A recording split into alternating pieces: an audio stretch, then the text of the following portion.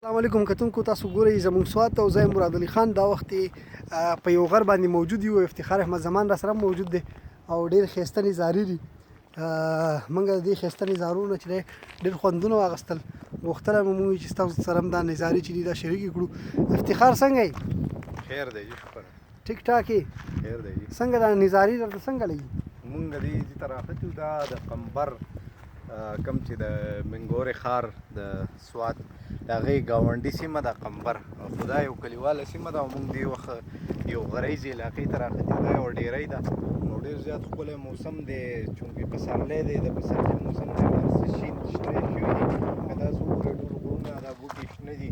او بره تاسو ګورئ ښه ښکلي کچه کچه کورونه دي او کلیوال ماحول چې دی نو هغه په دې ځای کې مونږ لیدی شو او دې سره سره که مونږ وګورو نو لاندې دغه د ښار ماحول دی لاندې کومه پرته سیمه چې ده دا ښار شا سیمې دي او دې سره چې مونږ بره یو ډیری ته راختي نو دا ډیری چې ده دا ډېره زیاته ښکلې ده ډېر پرسکونه ماحول دی دلته مونږ ډېر زیات په سکون شو او د سپرلي موسم دی نو سپرلی خو ډېر ښکلی مطلب سپرلی هم دی دې سره سره که تاسو وګورئ په سوات کې په مخه بارانونه هم کېږي سپرلی هم دی افتخار خو لاکډاون هم دی دقه وجه ده او خلک چې دی نو لاکډاون د وجې په کورونو کې ناست دی نو داسې سایډونو ته چې کوم ځایونه دي ډېر ښکلي شنه شوي دي په دې موسم کې چې دی سیلګري به خصوصا راتلو مونږ په خپله باندې هم په دې غرونو د کالام په غرونو باندې مختلف جیلونو باندې به مونږ ګرځېدو نوي نوي ځایونه بدلو نو په دې لاکډاون کې افتخار زړه مو ډېر کېږي دې موسم ته دا هر څه تک شنه شوي دي پسرلی دی ښکلی موسم دی د سوات ډېر ښکلی موسم دی خو نه جانان راځي او نه موږ وځو بالکل او خبره دا ده چې سوات کې دا یو څو څلور پنځه کاله چې دي نو د دې نه پس دلته چې دی نو موسم او دا هم ښکلی دي خلک هم ډېر زیات سیلګري هم راځي او دې سره که مونږ وګورو نو امن چې دی نو هغه هم پسې شوی اوس د لاکډاون او د کورونا وبا دلته په مونږ باندې اټیک وکړو د هغې سره د ژوند چې دی هغه لږ شان بیا پیکه شوی دی خو په دې هیله باندې یو چې لکه ډېر زر ده چې دغه کورونا وبا له مونږ شکست ورکړو او دا ماتې وخوري مونږ بیا خپل ټولنیز ژوند ته چې دی نو بیا یو ځل وردننه شو او خپل ژوند چې دی هغه بیا د هغه ځای نه شروع ټیک ده نو افتخار د کوم خلک چې ناست دی په کورونو کې او هغې د موسم ګوري او تام ګوري چې دومره په شنه سیمه کې ولاړې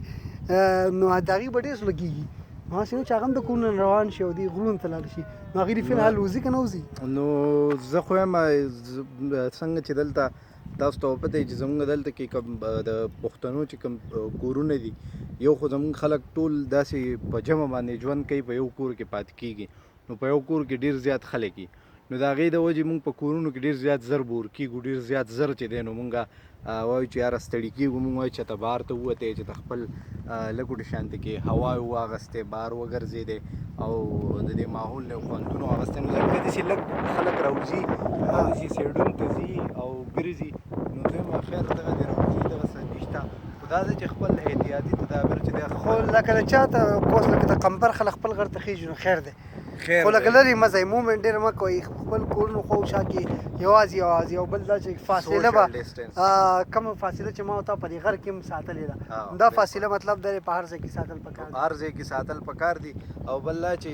کور ته ځئ نو بیا کله واپس تاسو کور ته لاړ شئ دا د ټولو نه ښه عمل زویم دا دی چې کله هم تاسو کور ته واپس لاړ شئ نو د ټول هر څه نه مخکې چې دی تاسو خپل لاسونه چې دی هغه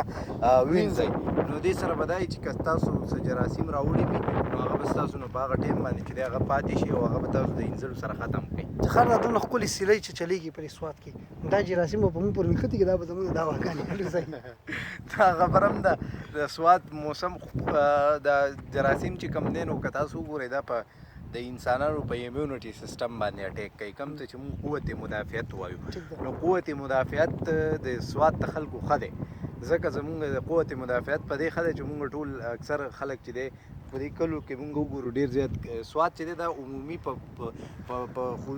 عمومي توګه که دې ته مونږ وګورو دې ته مونږ یو کلیواله سیمه وایو دلته خلک خوراکونه چې دی هغه پیاور خوراکونه کوي نو د هغې امیونټي سیسټم ښه دی خو دا ده چې په کورونو کې د مشران وي نو د هغې بیا ډېر زیات مرضونه وي شوګر یې ورته یو څه بل څه مرضونه وي نو دغې وجې دغه مشران چې دي دغه ډېر زیات زر د دې ښکار کېدی شي د کورونا وبا نو زه یم که ځوانان چې دي هغه دا خبره کوي یاره موږ باندې اټیک نشو کولی موږ ته نقصان نشي رسولی دا ده چې موږ په ټول موسم احتیاط مخکې پکار دی.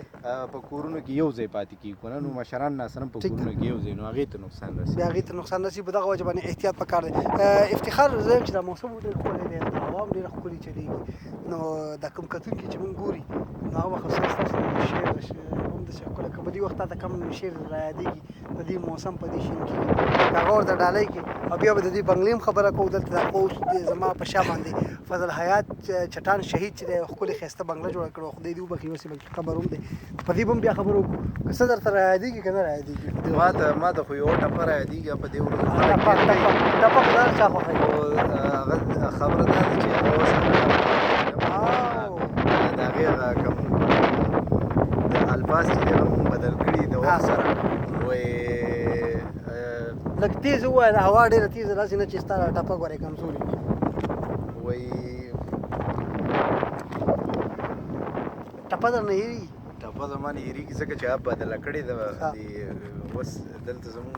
چې کوم د دې ځای لوکل هغه میوزیک دی په هغې کې خلک زه ټپه درنه هېرېږي په دې وخت کې درته څوک یادېږي چې په دې ټایم کې ته مسکی مطلب دی چې دا دومره ښکلی موسم دی چې هغه راسره مې ویل ډېر خوند به یې کړی نو زه خو یم چې په دې ټایم کې زموږ سره خان بابا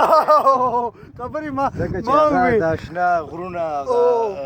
داسې کلیوالې سیمې د هوا دا د هغه ډېر زیات خوښي چکرې ما درته هم ویل چې هلکه خان بابا ګورې زما په ډېر زړه کې خان بابا و خو عصمت علي اخونه هم هېرول نه دي پکار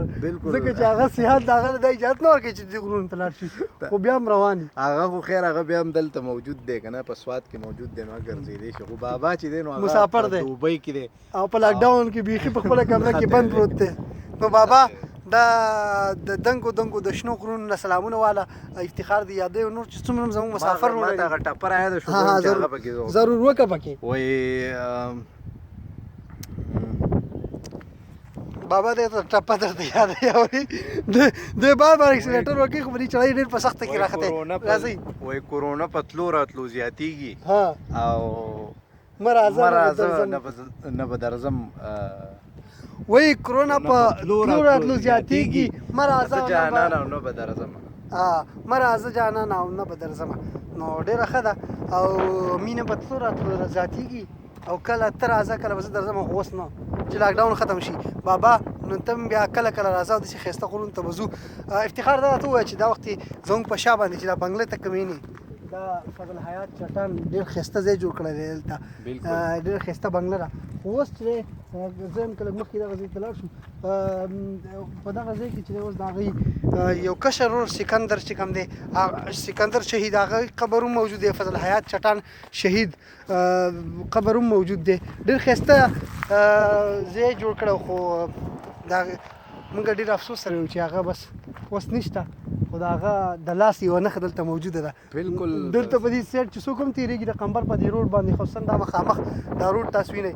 په دې بنګله باندې چې کله سړي نظر ولګي سړي زړه ډېر زیات خفه شي او د فضل حیات چټان یادونه ورته مخې ته شي نو ته څه ګڼې د فضل حیات چټان په حواله به څه مراد خان دا